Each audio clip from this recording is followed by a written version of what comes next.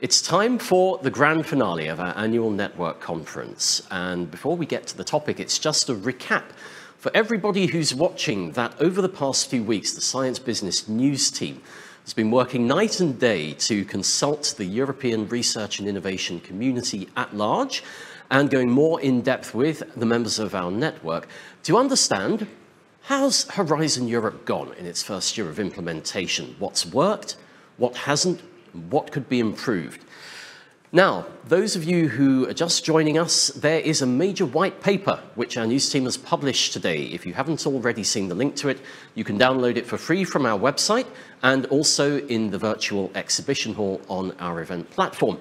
So please go there and read the full version in due course. But I'm now very pleased to make the bridge into this final session, which is going to look at some of the headline findings and recommendations that has come through this extended consultation with Europe's leading R&I organizations.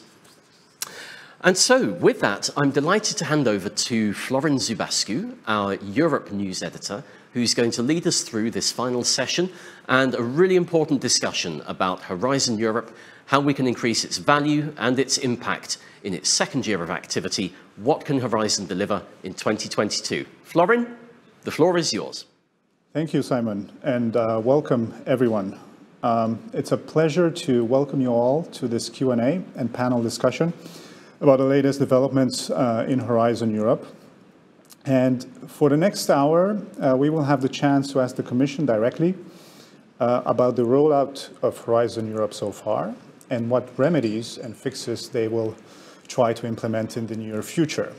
As Simon mentioned, we have a white paper covering that. To sum it up, most complaints in there refer to red tape and technical difficulties in the application process, but also there are some broader political questions like what are we going to do about UK and Swiss applicants going forward until the diplomatic tensions are resolved. We also may see some practical changes in terms of research assessment and lump sums, and we all wonder how will that affect the Horizon Europe program. So, to discuss all that, we have I have the pleasure to welcome Jean-Éric Paquet, the Director General for Research and Innovation at the European Commission. Welcome, Jean-Éric. It's a pleasure to have you here.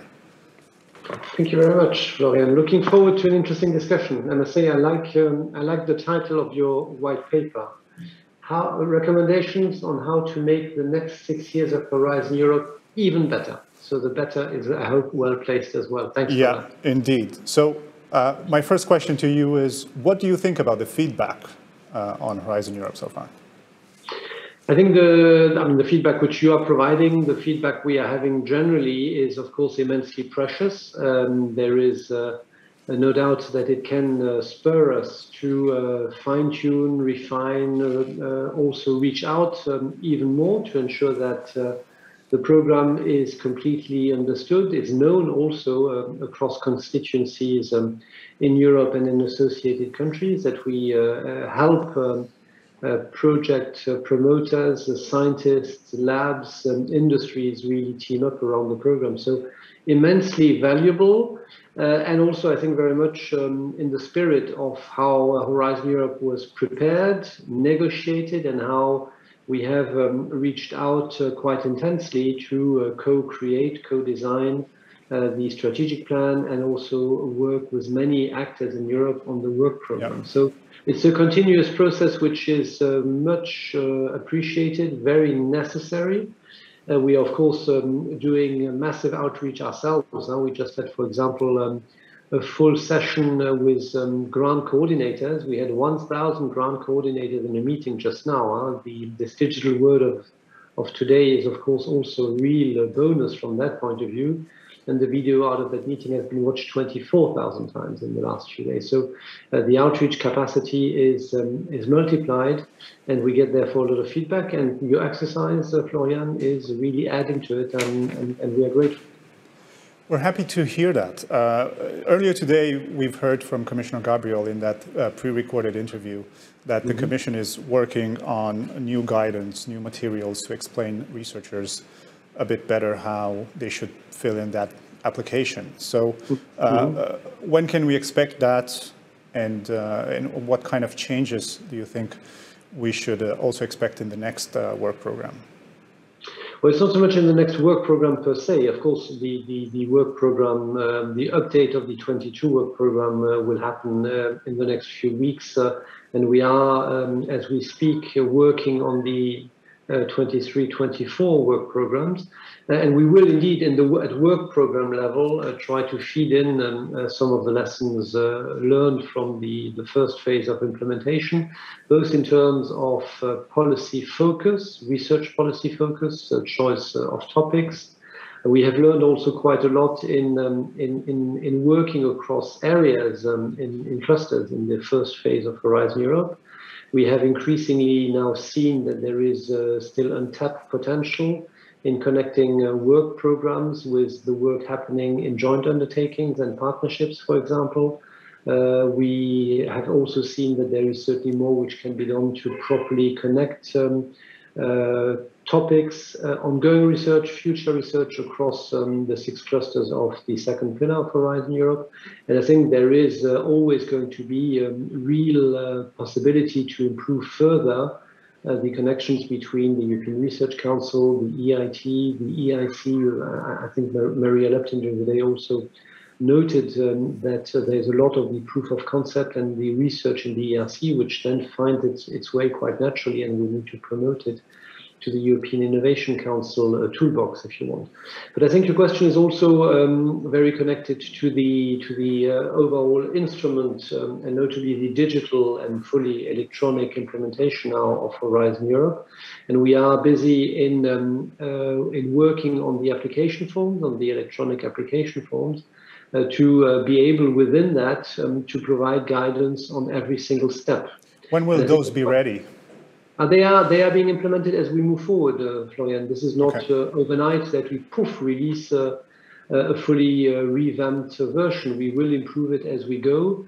I mean, there are a number of improvements which are really purely information, and we see in your feedback that available information is not always available at the immediate moment when an applicant which cannot know everything would need it. So there's no doubt the capacity immediately to implement useful changes, and this is happening. And then there are, of course, a number of other elements of guidance which are slightly more driven by analysis of legal rules, driven also by our attempt now, we'll come back to it, to introduce lump sums. And here, of course, the guidance requires a little bit more in-depth analysis and preparation, and therefore is not going to be available exactly at the same time. So we will roll it out on a progressive basis. I think that's the way we have found that it is most effective to produce guidance and support whenever available to our communities. Speaking of lump sums, will those reduce some of the bureaucracy, some of the red tape in Horizon Europe? What's your expectation? Do I need to comment on the semantics of the question, Florian, or maybe I don't comment on the semantics? Bureaucracy and red tape. I mean, Business Europe labeled me a seasoned bureaucrat when I started I think now 4 years ago. It wasn't me. It wasn't me. No, but it was well taken. It was Richard. Yeah. And I said that for me, this was certainly not a problem, because I think the administration delivers a very necessary framework and policy framework and practical framework as well. So bureaucracy is to an extent part of the equation. This is public funding. We all know it. Red tape is of course here a very important marker. And I think I don't think I would associate Horizon Europe to red tape, but I completely accept that the requirements under Horizon Europe, wherever you are in the program, are demanding. There's absolutely no doubt in my mind. We have in the last 5-6 years, also with the help of the European Parliament and the Court of Auditors, and many of you, I think, really made real progress on simplification. The fact that there remains a large part of the constituency which believes it is too heavy is good, because it pushes us to go further where possible, both with IT-based instruments, which don't change the rules but make them more palatable and easier to use and deal with, but also by indeed looking at fresh ways at simplifying the use of the program and its implementation. And this is where indeed lump sums come in. We also are looking at unit costs for personnel, which I think can be quite a game changer as well. The lump sums are a relatively straightforward concept, which I think is very familiar to most of us now in this meeting. We've discussed that recently in the Parliament in STOA. We are in continuous discussion with the Court of Auditors, and we have now on a nearly daily basis interactions with key players in Europe, which are looking at lump sums with, I think, real interest, but also, of course, with very many questions, because the lump sum have the attraction that when you start implementing your project, you are much less bugged into very, very many details of cost reporting, because we will, at the outset, at project proposal level, and in grant negotiations, agree on the overall value of the research being carried out, and then support it in form of a lump sum. So it displaces some of the effort in the project proposal phase, and we need to get that right. And of course, we also need to get it right in the sense that we need to ensure that the value which we then ascribe together with the project proposer to the research is reasonable and is good value for public money, if you want. And this is where there is still quite a lot of work ongoing. But I think once we're there, and we will progressively roll it out to continue to learn. We learned from a number of pilots in Horizon 2020, and we will no doubt also want to learn as we start continuing broadening the use of of lump sums in 2022, but particularly 23. And this will be, I think, over time, a real significant simplification. And by and large, with, of course, concerns or questions or points, specific points, maybe that will come in the discussion with my co-panel members, which we need to discuss and analyze and sort out. I think by and large, there's, I think, a lot of interest and expectation that this will be a genuine simplification. So yes, there's some red tape, and it's true that the program at proposal level, grant negotiation, implementation can seem daunting sometimes, particularly when you are a newcomer. And I think one reason why there will always be a lot of concern voiced on the red tape of the program, so the complexities which are fully recognized, is because we have on a constant basis, and I think this is particularly positive, on a constant basis also newcomers to the program, which enrich the delivery of science in Europe. So that's so welcome. But that, of course, means that when you're a newcomer, you need to learn the program. And the program is not particularly more complex than a national funding program. Simply, it is in part different. And so I think it is both ensuring that the rules become leaner where possible. Lump sums will very significantly contribute to that, and we've done that progress in the past on overheads, for example. So rules become leaner, but then we are also better at explaining and if you want, guiding the applicants through the process, and these electronic support will, I think, go some way towards that. We will certainly continue to improve, and the feedback we get pushes us in that welcome direction. Speaking of complexity, there is a discussion going on about reforming research assessment. And my question to you is, how do you expect Horizon Europe to change after this reform? Is it possible that by adding more criteria for excellence, we may overcomplicate things even further?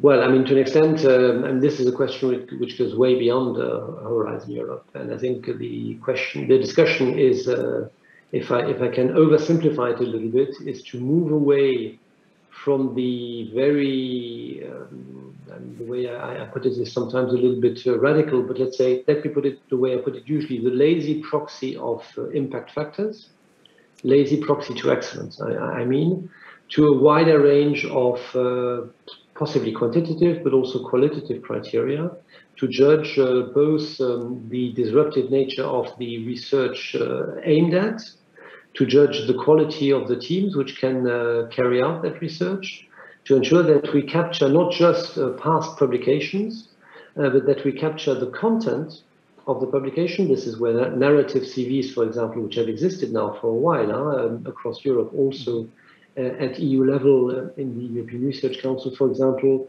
and we also have welcomed that already in Horizon 2020, I think is an interesting form of project basis to analyze excellence and also impact. What publication or impact factors don't reveal at all is your capacity to build up a strong team, to manage a strong team, the way you prepare and make the choices on your research interacting with society, and then also have the capacity to roll out in society or in tech transfer the results of your science. All these are absolutely key parameters of science as it deploys itself. And I think that this discussion is today taking place in Europe with a lot of momentum. We just had last weekend organized by the French presidency an open science conference. I'm sure some of you were there. And I was frankly, personally, really impressed by the momentum which is behind this need to reform research assessment of projects, of institutions, of scientists themselves for their own career. It is happening already, and it will, and Horizon Europe therefore needs to also move in a broader and maybe a little bit more complex, but the burden, frankly, will be essentially on evaluators and on us much more than on proposers to broaden the elements on which the assessment is done for now individual projects. But this is not, Florian, entirely new. This large set of criteria is unchanged between Horizon 2020 and Horizon Europe. It is the elements of analysis on which you base the criteria, which is indeed going to be richer now, and we will not use at all impact factors to make a judgment on excellence. We will look at the content and of the other indicators which I briefly sketched out. Okay, well, thank you very much for clarifying that. I have one final question to you before we move on to the panel discussion, and it's about the Association of Switzerland in the UK. Researchers there are still stuck in this gray zone. They can still apply, but with some considerable limitations. And more recently, we've seen attempts by EU member states to poach those successful researchers from those countries. So, what can you tell them what can you tell those researchers to reassure them to keep applying until the diplomatic issues are resolved? Well, I think the two situations are very different. In the context of Switzerland, Switzerland formally decided to stop negotiations with Europe on the broader relationship, and with that, the negotiations on association to Horizon Europe were stopped as well. So we are not anymore indicating to Swiss researchers or Swiss teams that they work under the perspective of Switzerland being associated. What does it? I mean, this means different outcomes depending on what type of research you're engaging with. For consortia-driven research, what we see and what I think is welcome is that many Swiss teams continue to team up with European teams in projects, and they are eligible for that. I mean, there are limits on their coordination role, and of course they would not be funded on the Horizon Europe. But I understand, and that I think was an important point also, that Switzerland would fund the teams, the Swiss teams, which then are retained for the project at EU level. So for consortia-driven research, I think this continues to be possible. Where there is, of course, a major change, and I think one which is certainly regrettable, is that for the European Research Council in particular, you cannot anymore, as a scientist, be hosted by a Swiss institution. As the first calls under the ERC were done with Switzerland still having the perspective of association, But that was not anymore the case when we closed the evaluation. We decided also to respect the very remarkable projects which were put forward with great energy and resources by our Swiss colleagues, that we would select those Swiss researchers, accept them as ERC grantees in principle, but we indicated to them that if they want to benefit from the ERC funding, and the label, I think the funding is important, the label maybe even more, that they would need to find a host institution in an EU member state or associated country. And I think some of them probably will want to do that, others will possibly renounce the ERC grant and then stay in Switzerland, I suppose, with support from the Swiss system, given the quality of the science which is at stake, and which was retained in the evaluation system of the ERC. So that was for the very first call of the ERC. Now, Swiss-based scientists cannot apply at this stage to ERC grants. The UK is in a different situation because we still have the partnership and trade agreement where association is foreseen and largely set out. I mean, it's, I think, for every one of us here to see that the relationship is today particularly difficult. I mean, on the withdrawal agreement, no doubt, but also in the implementation of the partnership agreement. And so it has not been to date possible to finalize the association of the United Kingdom. But we are therefore in an intermediate situation. And what we have tried to do is of course, to ensure that if and when, or rather when, I would want to say today, the UK associates, that we don't lose UK partners because of the uncertainty. So they remain eligible and they continue to apply. For selection decisions which are taken, we write to UK beneficiaries telling them that they were selected, and we will therefore engage with them in preparing the projects. But if at the moment of grant signature, the UK has not associated, then unfortunately they cannot be part of the project. I fully recognize that this generates uncertainty, which I think is indeed regrettable.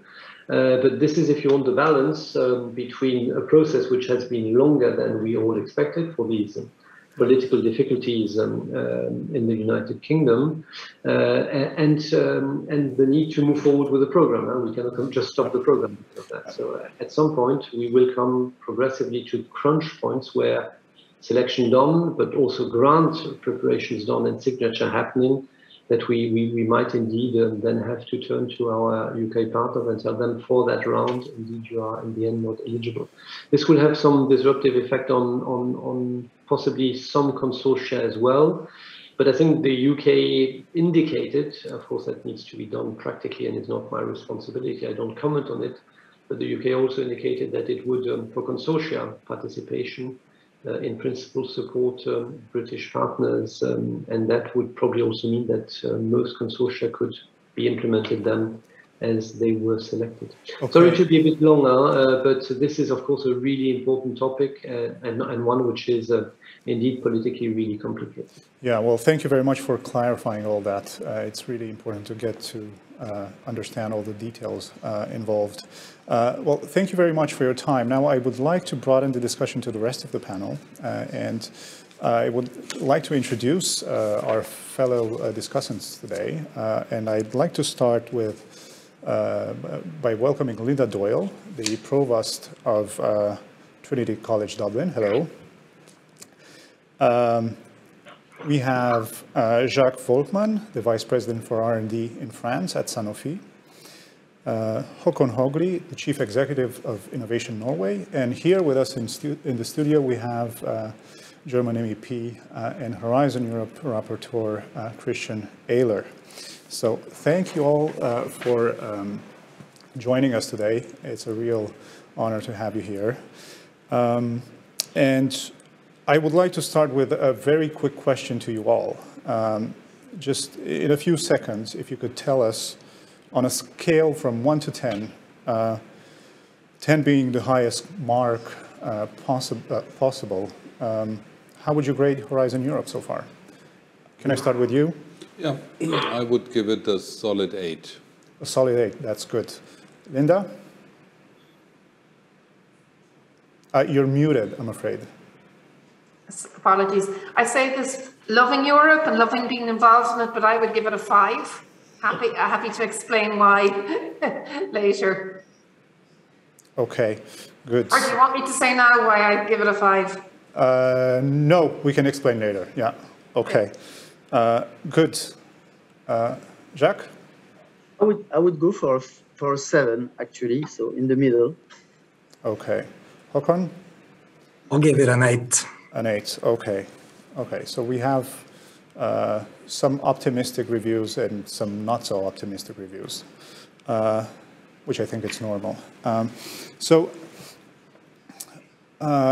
This program is all about improving the EU's capacity to turn science excellence into green and digital innovations. That's the political agenda of the EU, right? So, and for the first time, we have the EIC, which is a dedicated program for scaling up companies, so for making that innovation happen.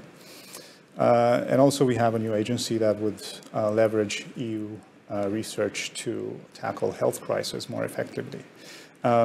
So in that context, Christian, I would like to start with you. The work of the EIC seems to be affected by a dispute over how the equity fund should be managed. And the situation now has been partially unlocked, but I'm wondering what do you think should happen next in terms of how Horizon Europe handles innovation? I mean, the intention of the EIC was that we're really bridging the gap, which is caused by a market shortcoming in terms of the VC capital funds in Europe. I mean, the financial market is fairly dumb in its perception of innovation, deep tech technologies, because there's math-driven. We don't have special interest funds in Europe comparable to the ones in the United States and in Asia. And I think it was the joint understanding of the three institutions that we want to get courageous in terms of that we are willing to have an instrument, set up an instrument of substantial budget, which is under direct management of the Commission. The Commission granted to take risk and to fund strategically important technologies by startups, companies conducting that, and specifically not to look about the bankability, which doesn't mean that it's not bankable in terms of there might not be a market or financial uptake. It is simply meant that the portfolio-driven financial sector is not really, has not much of an appetite to go into risk. And we are very worried that due to an argumentation which comes from the, let's say, technical side, a specific program now that is going to change from a directly management fund to an indirectly management fund. And it has two tracks. First, I think the Parliament and the Council was willing to grant really the Commission to risk, also to lose money, because if you don't do, then you don't close that gap. Now we are in a discussion about when Deep Commission, and I don't look to RTD, I don't look to DG Budge, and had arguing that due to the specific program there can't be a direct management. We are now doing two things. First of all, we ask startups to have a kind of lead investor or already a bankable investment. That is not the spirit of what we wanted to set up. And secondly, we give that instrument more and more in the hand of the VC capital funds, because that would then funnel for them for free practically a brilliant, hopefully brilliant selection by the Commission. And I think that's a total contradiction to what we had been as co-legislator envisioned. And also the formal arguments, so the specific program, which had been used to present as make it impossible for direct management, simply not true. I mean, I'm the rapporteur for the specific program, and I share with the Council, which had expressed that also in the discussion about the working program, that the envisaged new form is not the one endorsed by the legislators. Jean-Eric, would you like to reply to that? Should the Commission be able to gamble with public money? What's your take on that? I completely share Christian's conclusion that the co-legislator, and therefore also the Commission, we agreed that the EIC is about taking genuine risks. If we want to make a difference on deep tech investment, we need to be also in a position to lose some of the equity we have provided.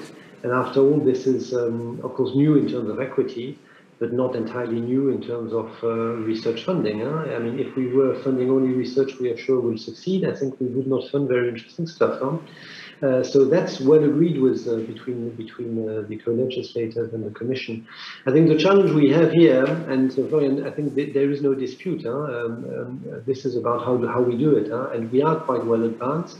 I must say where indeed there has been one development is on the timelines. I didn't, my team and myself, we did not expect that this would take us several months. I was really convinced in September that we would be up and running for the EIC fund under Horizon Europe at the end of last year. So that is not the case, and that is clearly a challenge now.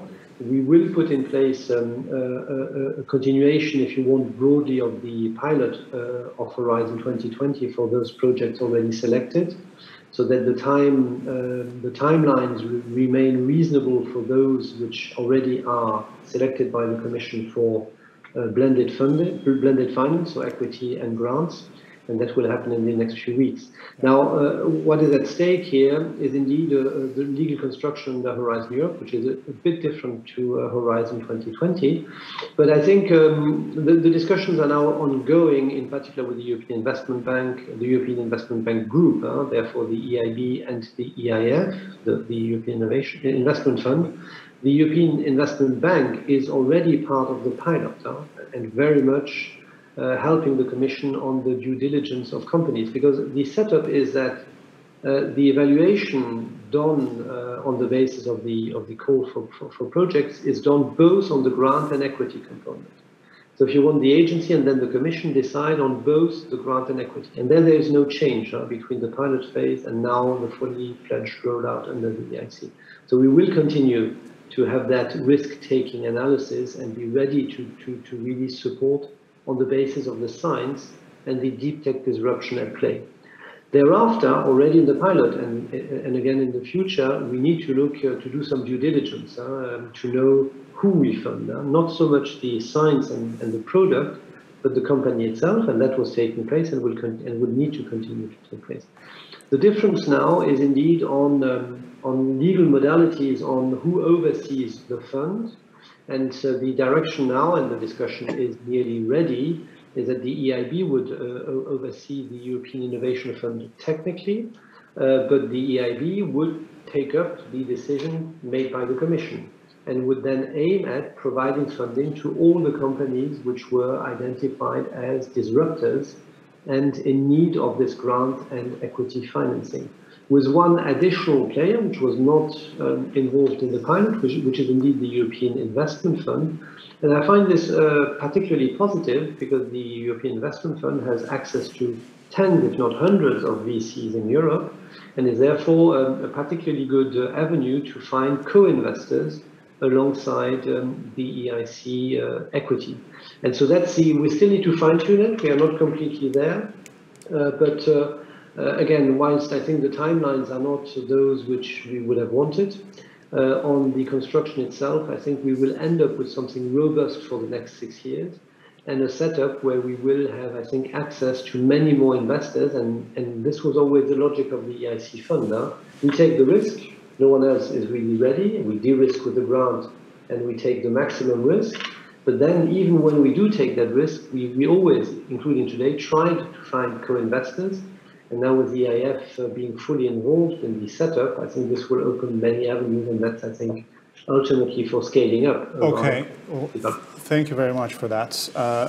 Linda, I'd like to come to you now. And since we're talking about the EIC, a couple of weeks ago we had a conversation, and you mentioned it's very hard to come up with good instruments that help SMEs to do research and innovation. So looking at how the EIC has been going so far, were the expectations bigger than what's being delivered now? And perhaps you could also explain why you give Horizon Europe a 5. Yeah.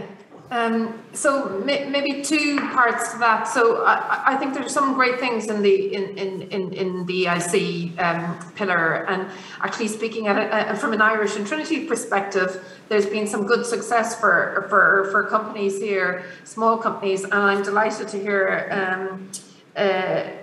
Jean-Eric talk about taking risks. I think that's a brilliant thing to hear and a brilliant ethos to have in it. I do, however, feel it's always been difficult. So I ran a research centre myself that had a huge industry-facing part, and it's always been difficult for small companies to really engage on kind of the long-term thinking that you come to from the research side of things. It's been much easier always in my experience that you have multinationals and larger companies being able to take that, and oftentimes it's just a simple case of, you know, whether or not they have people that they can devote to that longer term thinking. So I think it's very different when you're talking about a high-tech startup that maybe was born out of research in the first instance, and they know the language and they can understand the landscape, and then they get involved in something, versus maybe indigenous companies in all of our countries that we want to grow that need to be hooked into that research scene in the first place. And to me, that latter is much harder, and not, you know, I don't think any of us, either nationally or European wise, have fully found the right way to do that from my perspective. Getting back to the second part of your question and why I gave it a 5, and you know, this is probably a very biased view and a view that comes from the research ecosystem and the university ecosystem. For me, it has tilted too much away from the excellent science, I would say, and you know, when we talk about innovation, those two things are not disconnected for me. And essentially, I do think, and I see it at nation state level, and I see it at European level, when you try to over-orchestrate innovation, when you try to pick winners, you're actually not taking risks. You're driving things from the top down, whereas when you're actually investing in talent, you're driving things from the bottom up, and to me, the balance is tilted in the wrong way. So there's many fantastic things. I love the connectivity. I love the project nature. I love working with European colleagues. I think people will always complain about bureaucracy, and you can always improve it. But for me, it's because that balance has been lost, in my opinion, and needs to be shoved back. And I'll add one final thing, and I don't know whether the others would agree with me. And maybe, as head of my university, I used to be vice president for research, and I was more at the cold face of it. But I feel a moving away by some of the member states from a deep kind of connection with research. And I see some of that, and for some reason, I just feel it less. They're just less connected across Europe with I think, a lot of the kind of key parts of research, while at the same time we're all talking the innovation language. So it's for those reasons, really, they're kind of political reasons around it, and I suppose the direction of travel rather than any of the specific things within it, many of which are good ideas in and of themselves. What do you think? Is innovation being over-orchestrated? I wonder if the rest of the panelists have any thoughts on that statement. I think Håkon and Jacques are better placed than me, so I'm okay. So Håkon, if you... well, I'm happy to explain my enthusiastic 8, which is founded in the exact opposite reflection as the one Linda shared. From our side, we think the increased emphasis on both impact, but also commercialization and scaling is much wanted and much needed in Europe. And so that is partly the explanation why I am giving the 8. Yes, there have been some delays, and certainly there are some complexities in the programs, and we have some challenges, I think, in terms of both the missions, how do we include the private sector in the missions, And also, in terms of Europe not being at this stage yet a fully integrated research and innovation platform, and that is an area of concern as well. We're just coming out of hopefully of a pandemic, and it certainly has slowed us down in some of the cross-boundary relationship building and the mechanisms that we need. So all in all, I think an 8 is fair, and I'm looking forward to the debate, because we're certainly not against research. It's a requirement, but if you look at Europe compared to other continents and the speed we need to address some of the major concerns that we are facing, we certainly need the innovation arm, and we are jubilant about the creation of the EIC, and it's been incredibly well received on our end. Jacques, I'd like to come to you right now. Does the EU have the tools and the power to decide how to move resources quickly? I mean, you have a lot of experience from the perspective of a healthcare company which just went through a pandemic. So what's your take on that? Yeah, thanks for the question. Just before going to your question, so just coming back on the ranking or the grading, I put a 7 for, of course, there is a lot of plus in this Horizon program, and it's a fantastic opportunity for all of us and for Europe. So I think we have to be cautious of that.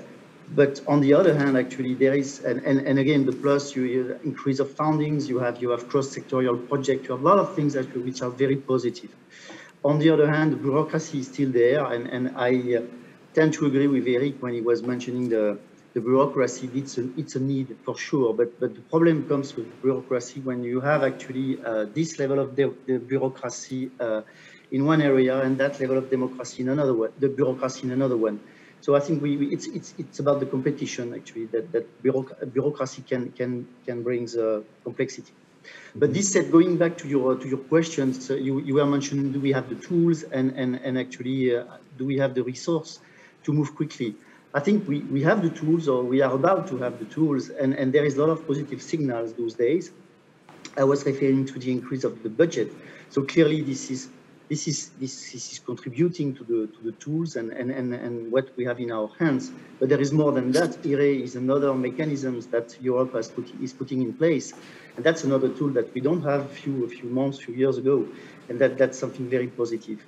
IPK, it's another mechanism that it's the first time, unless I'm mistaken, Europe is putting in place for healthcare, the healthcare environment. So we do have the tools, and we learned a lot from the COVID crisis about this, clearly.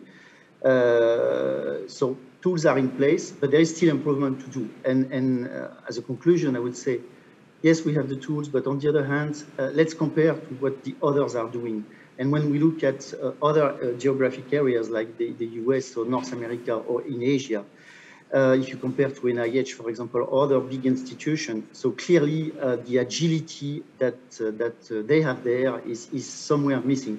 So we have the tool, but we have the speed to engage the resources as quickly as we should in this environment, in today's environment, in innovation, when things can happen overnight, particularly in terms of technologies.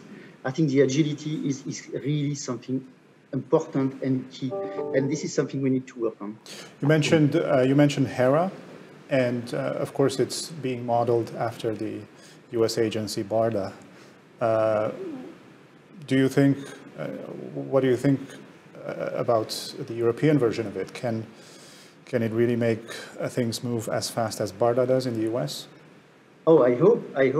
So number one, I think this is a fantastic opportunity. So once again, I think this is one of the tools that we needed and we need. So it's really a very interesting and important move. This is even more than that, because this is going to tackle, or this will tackle actually a kind of end-to-end process in kind of a pandemic preparedness, or in case of pandemia.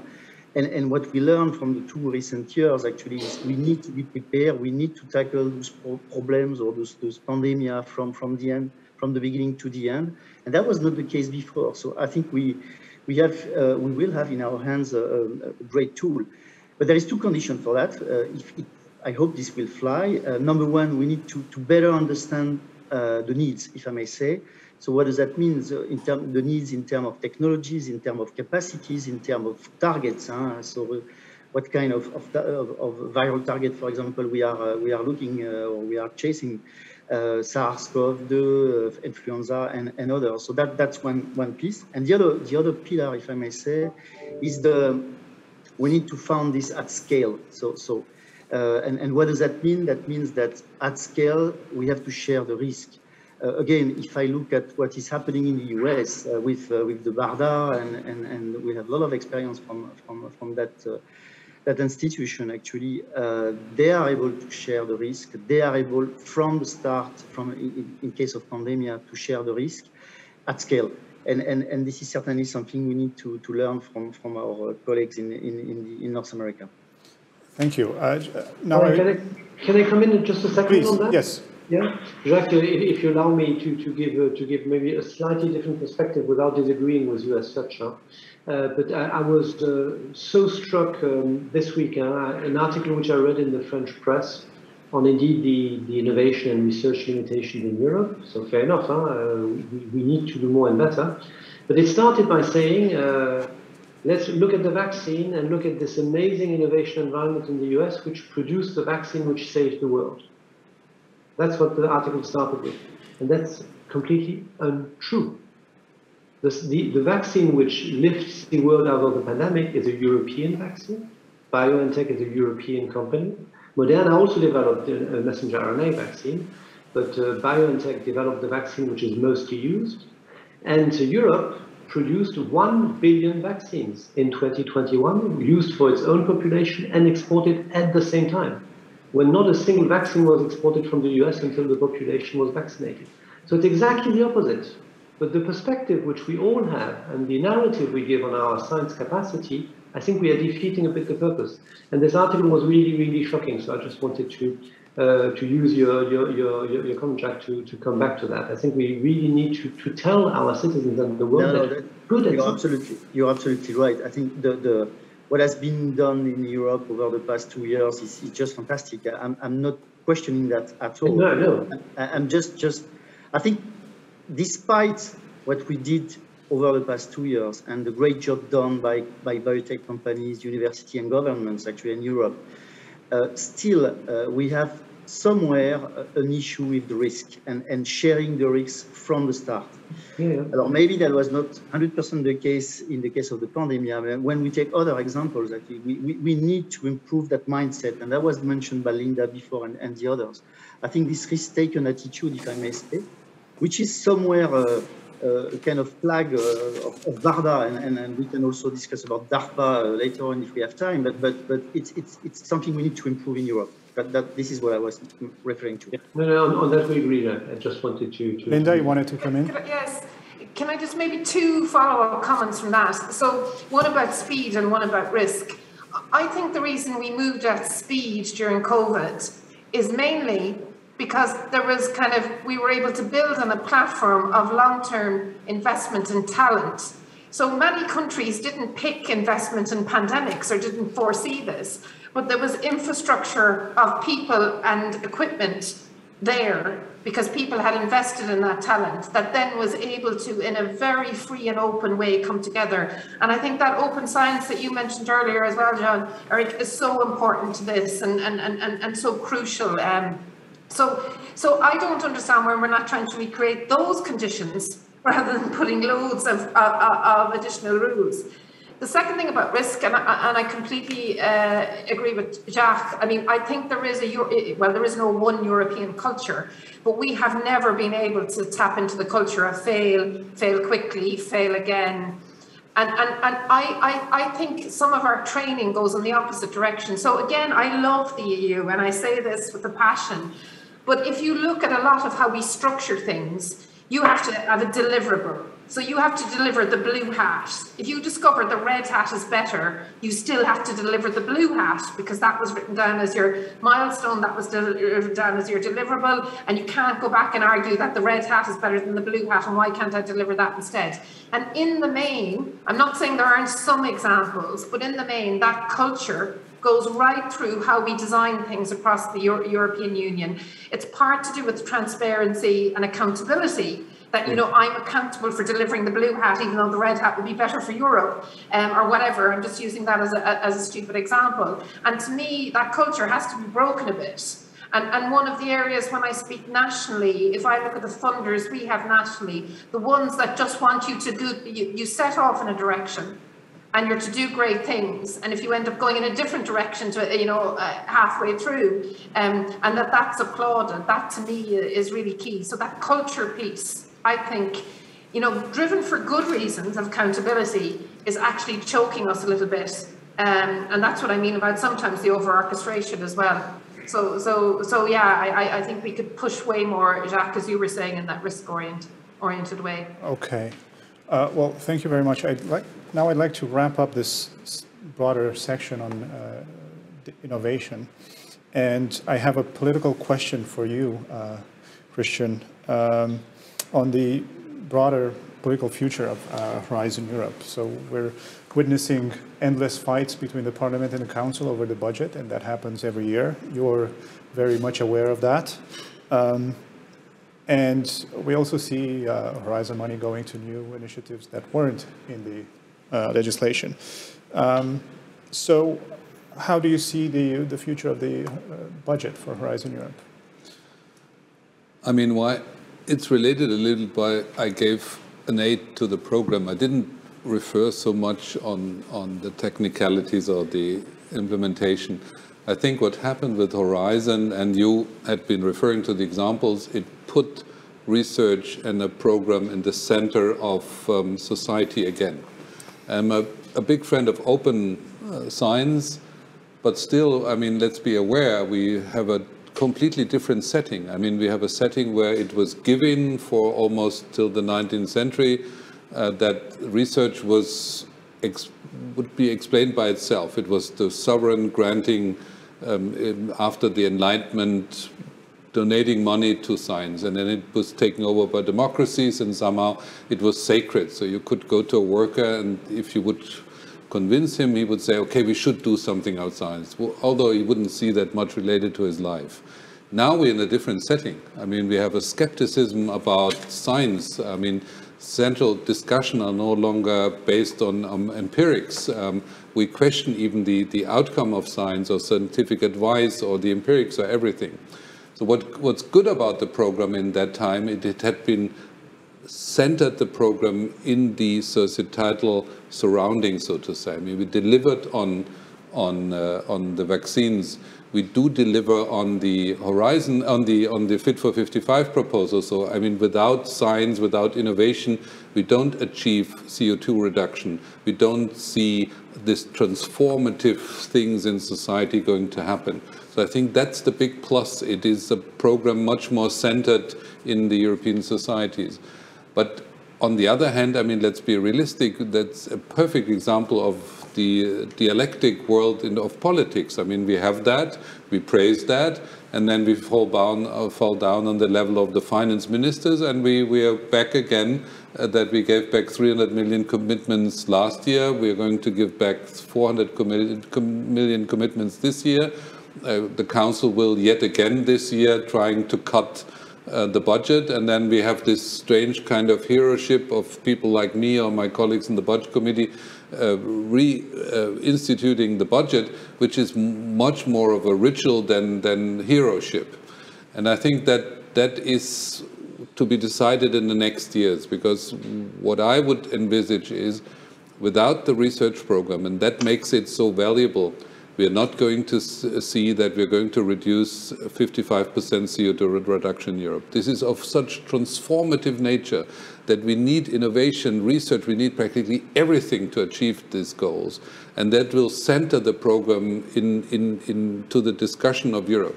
And I think now it comes to the crossroads with the midterm review, whether we'll still keep to these rituals or we grant more money to the program. And it's available for the first time, at least in terms of the decommitments, very technical expression, but the decommitments always went in the general budget. We have enough money to back up the budget. We're still lacking these 5 billions we had been negotiating with the Council, which will come back by margins, fines and decommitments.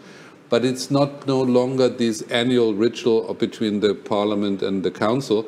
Either we back up this program, or, and I say that openly, we're not failing on the innovation agenda, on the research agenda, we're going to fail on the big European ambitions, be it innovation, be it economic recovery, or be it the CO2 reduction we want to achieve. And I think that is going to center the discussion in the midst of the society, and that puts much more pressure on us that we're really backing up that financially, and that will be the center of the discussion, and no longer this ritual decommitments back or forth.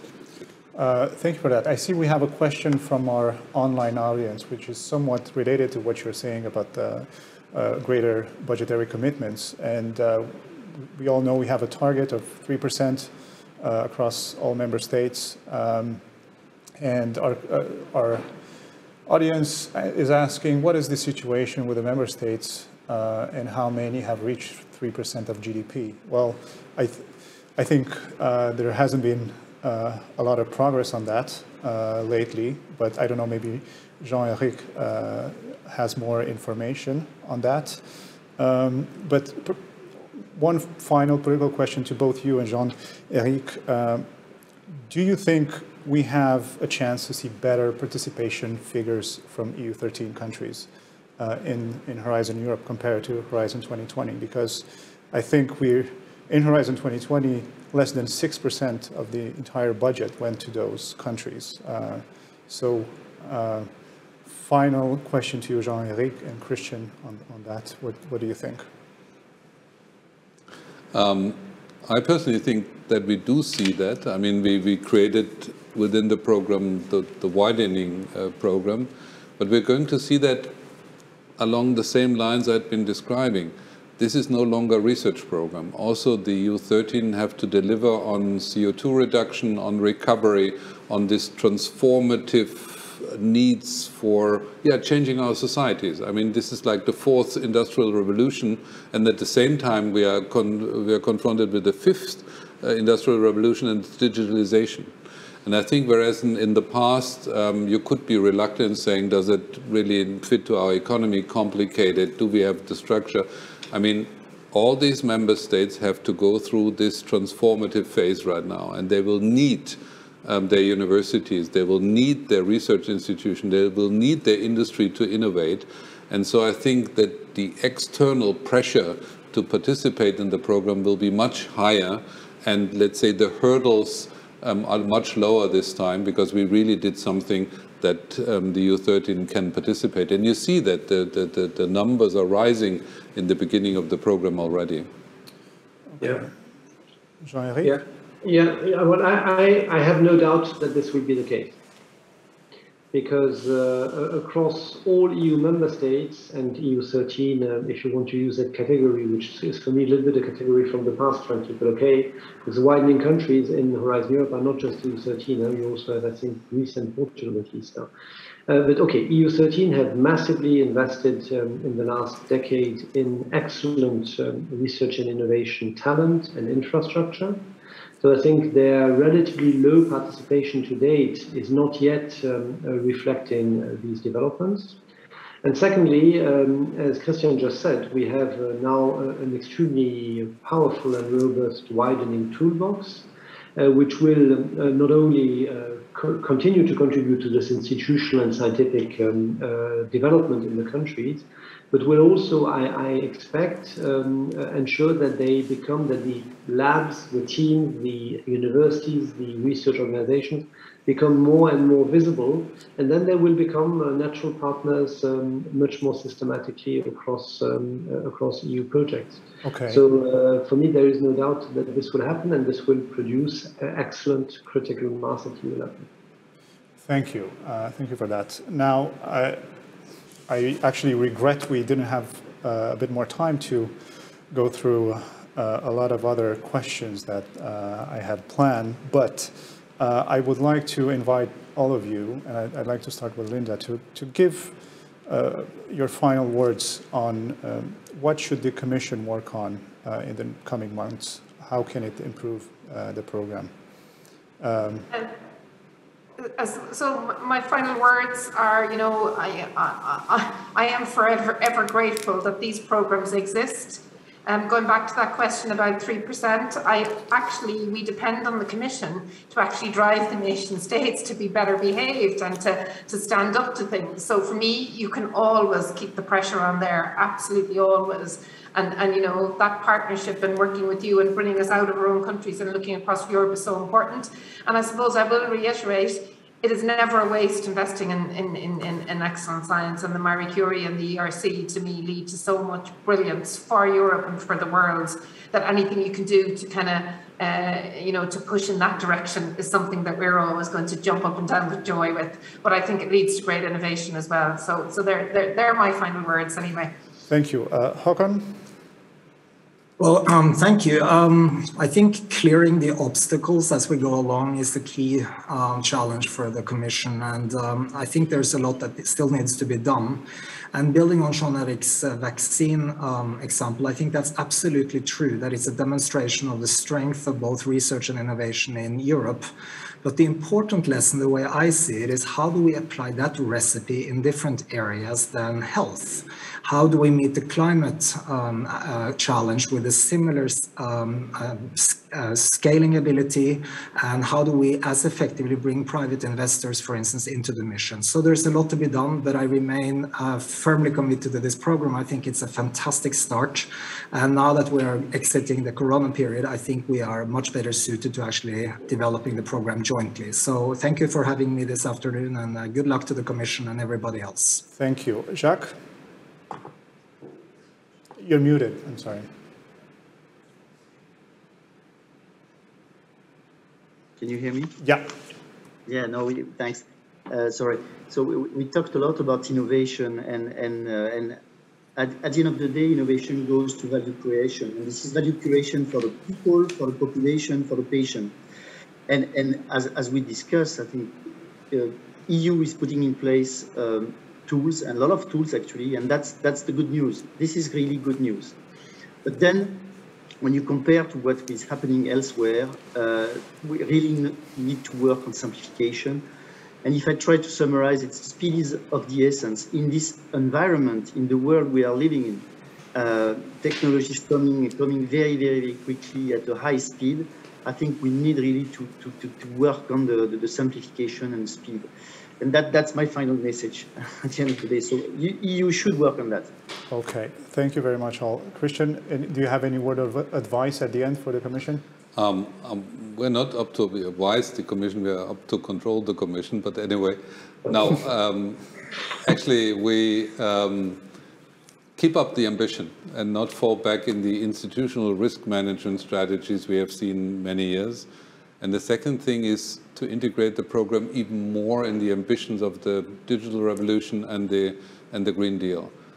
Because without the program, we are not going to see that. And I think it would yet again put the center in the program in the center of societies. And I think we have to fight for that, because otherwise we are going to get more and more skeptical in our societies whether allocation of money is right and research is really contributing to the well-being of society.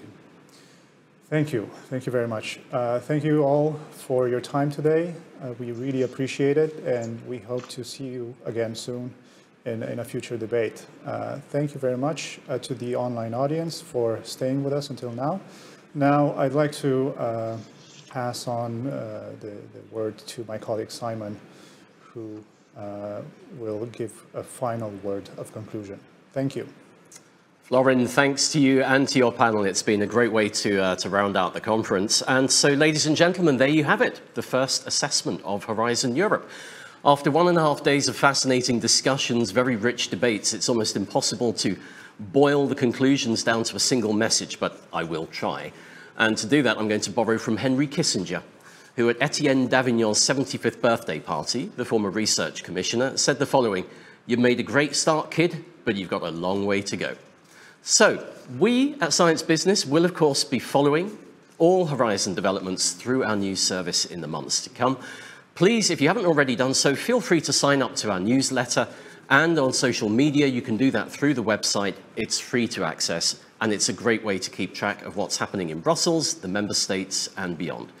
So it's time for me to say a few words of thanks, and there are 5 main groups that I need to acknowledge before we leave. First of all, to all of those who contributed to our public consultation and survey to tell us what their experience of Horizon Europe has been. It's an invaluable set of inputs, and I hope has helped to underpin a number of key messages and considerations for Jean-Éric and his colleagues at DG Research to think about in the months to come. Second, I would very much like to thank all of our speakers who have so enriched our program and shared their wisdom and insights so freely over the last day and a half.